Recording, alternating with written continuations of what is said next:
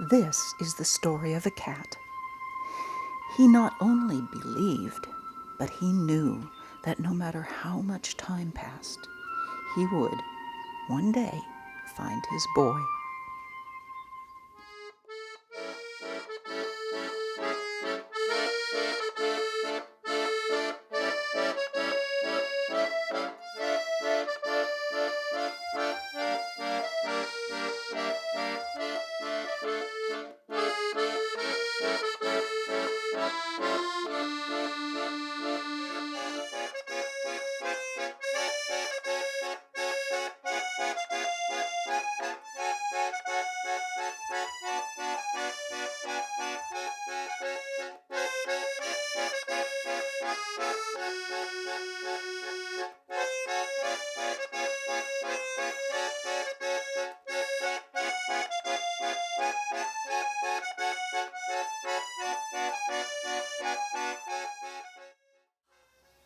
It's a shame that we've waited so long to take advantage of this in life.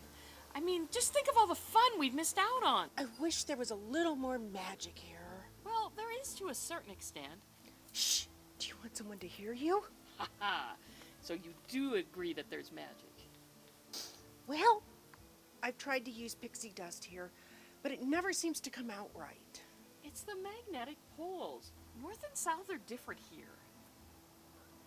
Yeah, if you take that into consideration the next time, it'll be a real snap. What was that? What did you say? I have been hearing some really tall tales about what's going on around here. Stories about portals and Neverland and such. Such? I told you when I first got here. My name is Tinkerbell, and I'm from Neverland. I let it slide because, well, they said you were crazy. This has gone too far. And you, Jamie said you shot fire out of your hand and scared Bear and his friend half to death. This has just gone too far. Now, Rebecca, do you see anything over there? Any people, anything strange? Anything weird? Anything weird? No. Well, not now. You have to not think too crazy of stuff when you're playing. People are going to think that you're all liars. It starts just like that, really.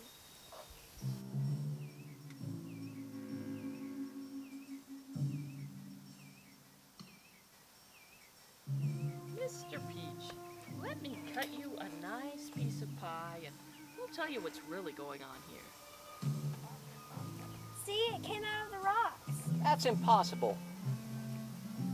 It must have jumped down from the bushes. Ooh, that's the 9th portal. Whoever he is, he can't go back now. Go back where? What are you talking about? He has to live out his life here now, in the clock world.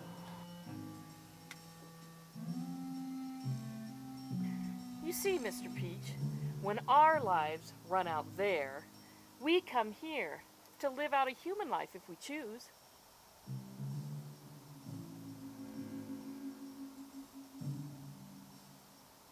So, if you're Tinkerbell, let's see you fly. Magic doesn't work very well here. Ah, yes. How convenient. Rebecca, you go on home. Tell Jeffrey I'll be there shortly. But I want to hear. Now, do as I say. Yes, sir. He used to belong to an artist and an inventor in one of his past lives. And he told you about that? He always goes straight to the train depot when he comes. I used to think it was strange, but when I asked him, you see, he's looking for his boy.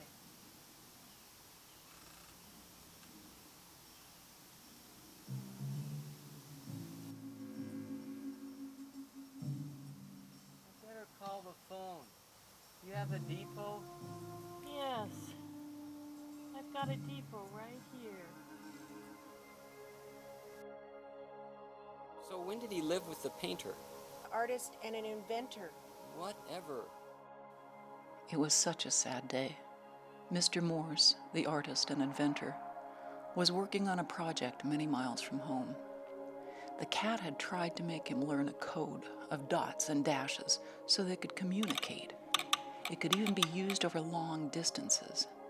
That very day, a horse messenger came to the loft to tell Mr. Morse his wife was very sick and to come right away. Before Mr. Morse could leave, he received a letter from his father saying that his wife had passed away. If only he'd gotten the message sooner.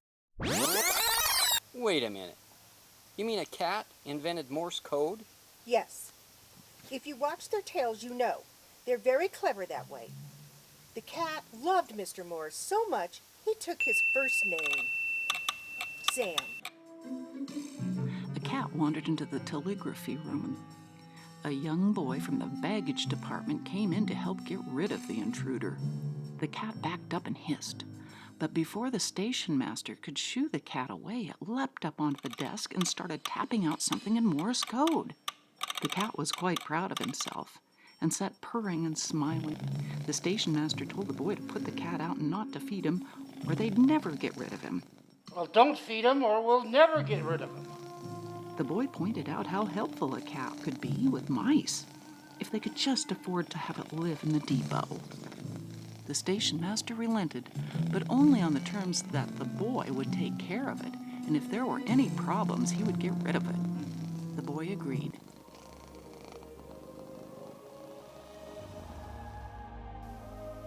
Hello. Is there a cat coming toward the depot? And are there any children there at this time? So, Hook dropped this so-called medicine down the hideout. Pam thought it was for him, and I knew it was poison.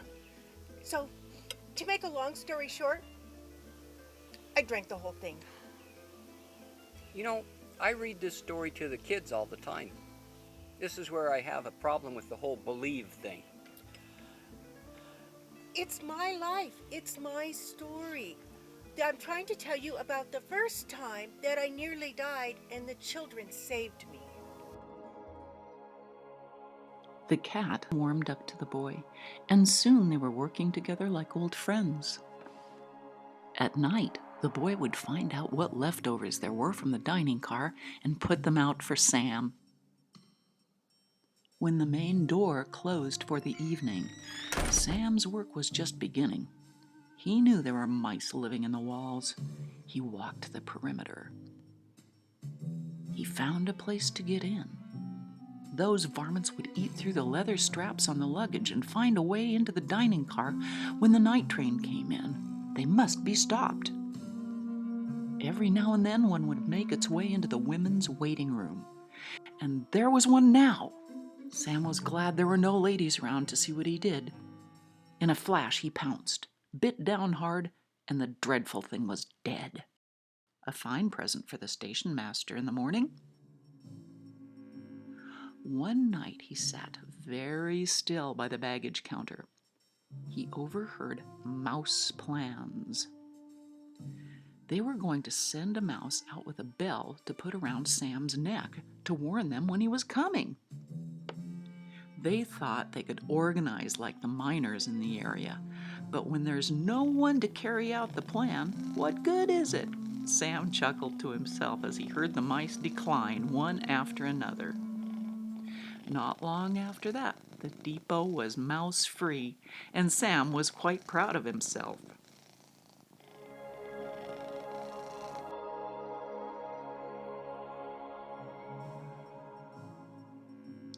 He told hundreds of stories over the years. Some kids in the waiting room were harassing him at one point. A boy shot him with a rubber band.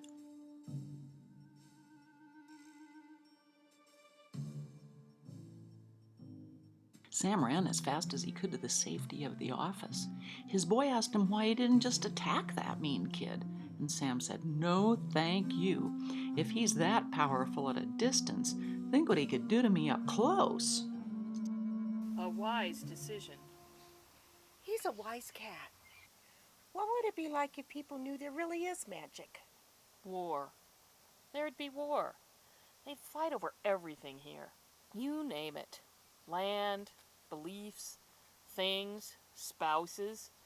Any excuse to prove they're powerful. Imagine what they do with pixie dust. It didn't help at all the last time Hook killed me.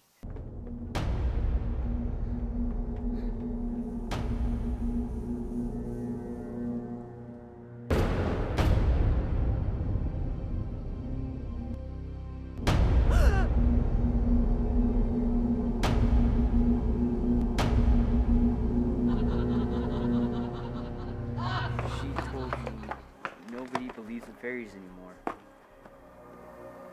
Miss Ellie told me that if you believe in fairies, clap your hands. I believe in fairies. I believe. I believe. I believe. I believe. I believe. I believe. I believe. I believe. I'd be in pixie heaven now if it wasn't for them. I'm telling you, magnetic poles. Work on it. I think you're both pulling my leg. Leg pulling? What now? Remind me to teach you some basic colloquialisms. Okay, well, it was a couple of decades ago, I think. Right. It's all a blur. Dad, he came trotting back from the depot all full of himself. A young man came in on the westbound Northern Pacific. He was well dressed, sporting a new hat and vest. Sam noticed that as he wandered through the waiting room, he bumped into a lot of counters and seemed to pick up anything lying about. The young man continued to the baggage department and asked for a job. Nick, a boy just hired from the detention house where he had a short stay for stealing, accused the young man of taking his new comb. Really, sir, it was in my back pocket. A fine comb that I bought with my wages last week. I do not think, Nick, that you have lost what you claim. However, young man, I do believe that you are the thief, whatever denial that you may make. I think that is his second favorite story of all. The dishonest get no credit even when they actually act honestly. Well, what is his favorite story? Well, that's part of the history books today. One night, a terrible storm swept through the valley. Tree branches and tops from the winter ice storms were blown into the town. The gusts were so fierce they made the trees lay over on their sides. At that very time, the Northern Pacific from the east was making its way over the mountain pass from Montana. The ore train departing from the depot was canceled. It was blocking the tracks of the arriving passenger train. The station master himself took Boy on the velocipede to set the semaphore. But as the man set the lock, a huge gust of wind and water covered the mechanism, numbing his hands and making them useless. The wind and freezing rain drove the man back. But he was certain he had the signal set. I'm sorry. I just can't believe in this fairy tale world. I have kids that I'm responsible for. They count on me. They count on me to be a role model. Humor me. Come here. Look at the rocks. Focus on one rock and open your mind.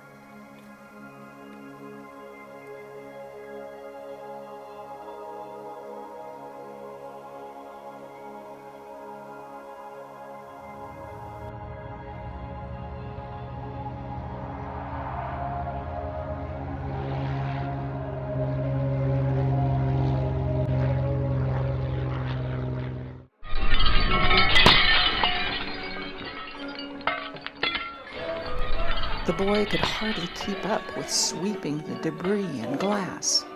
Finally, with the storm quieting down a bit, the boy thought of Sam. Don't mind. I'll stay the night with Sam tonight. He seems a bit edgy. That's fine. Your mother knows you're here. I'm turning in for the night.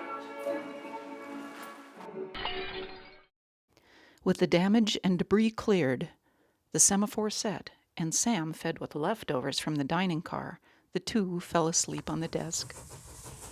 Suddenly, Sam awoke. Something was terribly wrong.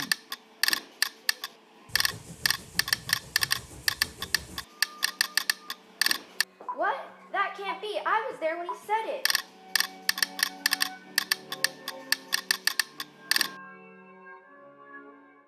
Quick as a flash, the boy put Sam in the bicycle basket, and off they went toward the signal.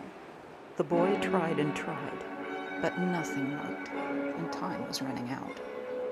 Sam knew this was the darkest hour. What of the poor people on the train? Somehow, someway, he made his way out of the basket and started up the semaphore post. The boy cried out, "No, Sam, stop, you'll be killed." But Sam continued. Nothing would stop him now. He reached the small platform and turned his striped tail toward the tracks. Just as the train rounded the bend, the engineer got the message and pulled the brake lever.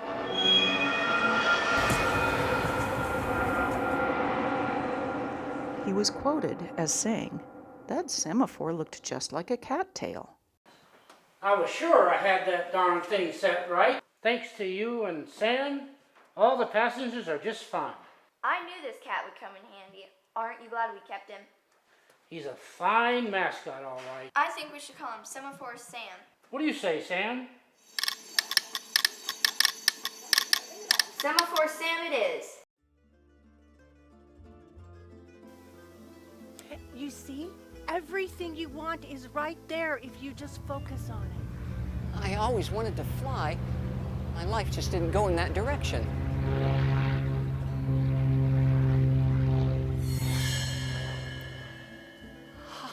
I feel so strangely optimistic. What on earth did you do? The world isn't as it seems, is it? Don't look back because it's not the direction you're going. Years passed. Through all his lives and in between, Sam went straight to the depot, but never found the boy. He stayed with Eleanor T. Bell and would always say upon his return, "My boy's not there yet, but I'm sure he's on his way. Patience is a virtue, you know."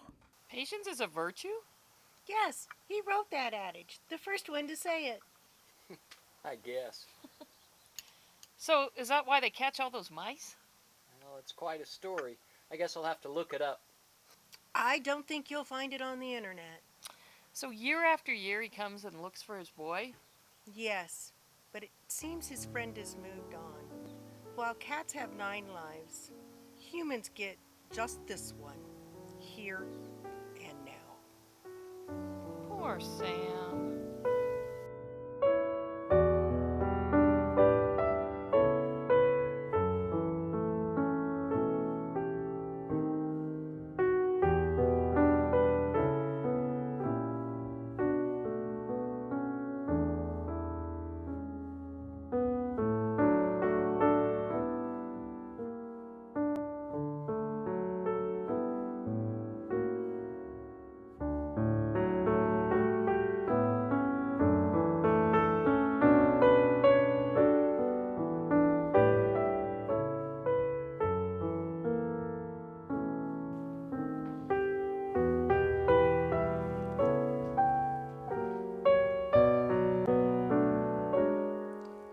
Sam, is that you?